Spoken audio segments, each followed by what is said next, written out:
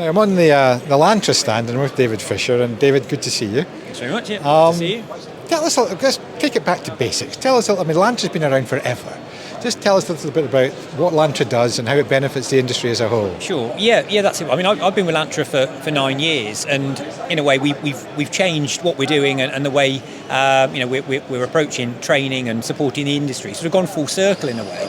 Having joined when I did, and we were just coming out the end of being government funded. We've then gone through a period of having to become self-funded, focusing a lot on the training and the qualifications, and now we're able to give a little bit back. So we're reintroducing things like research, research projects, LMI, and careers. So it's good. So a bit more rounded maybe than if we just spoke, say, 3 or 4 years ago. So where does your funding come from now? Well, we still have some funding in other nations, Scotland and Wales, but otherwise, really, we're self-funding from the point of view of its revenue generation from the sale of training and qualifications. So, for every learner that achieves a Lantra certificate, we receive a small bit of what the training provider get. Yeah. So, as our leaflets say, we now train well over 100,000 learners a year, obviously across a broad range of industries. But obviously each of those training courses kind of each fund their own little bit of the budget, which means obviously we can do shows like this, and as I said, got to the stage of even been able to go forward to provide things like careers and research, which hopefully will give a bit back to the industry. Now, you mentioned just at the beginning there about how going into battery power and things.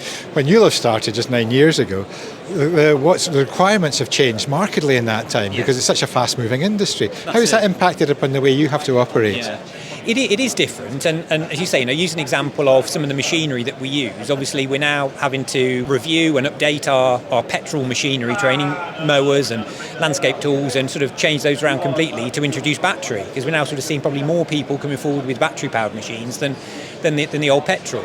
But generally, I think it's more, the digital age that we're in now. Everything's more like, things like assessment papers maybe on tablets rather than paper-based. So it's trying to kind of move with the times, really, and move with the digital generation.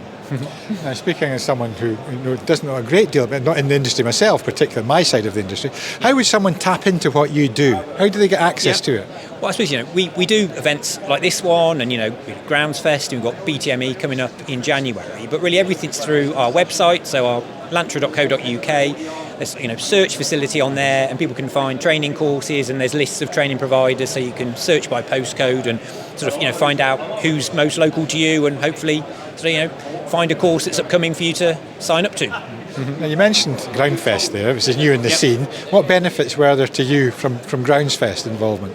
Well, I mean, at Grounds Fest, it was actually on Stoneleigh Park where we are, so it's sort of very handy for us, and we actually had 2 stands there. So we tried a bit of both. We had an inside stand, which was good, similar to this one, and we had an outside stand, sort of a bit more mixed in with the machinery manufacturers. And it was interesting how we saw different people, really. I would say by having the 2 stands, we probably tapped into a different market. There were maybe more the practical guys who were outside looking at the kit, and maybe more people maybe a bit more interested in the training and the knowledge side who were inside going to the seminars. So yeah, it was good. I think it was a good mix for us, and obviously the benefit of having the outside zones, I think, was good, and as I said, I think appealed to different people.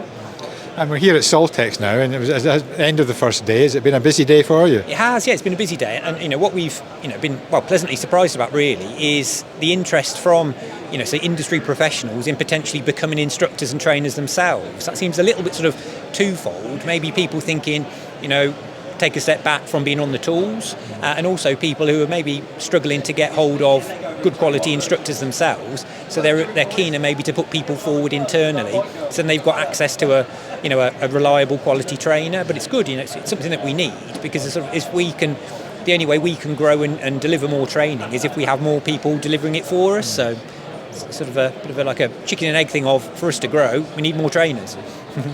Well, I hope you get a busy day tomorrow again, but it's been lovely to get an opportunity to talk to you about Lantra and the work that Lantra does. So thank you very much for your time, David. It's great. No, great to talk to you. Thanks very much. Good stuff. Thank you.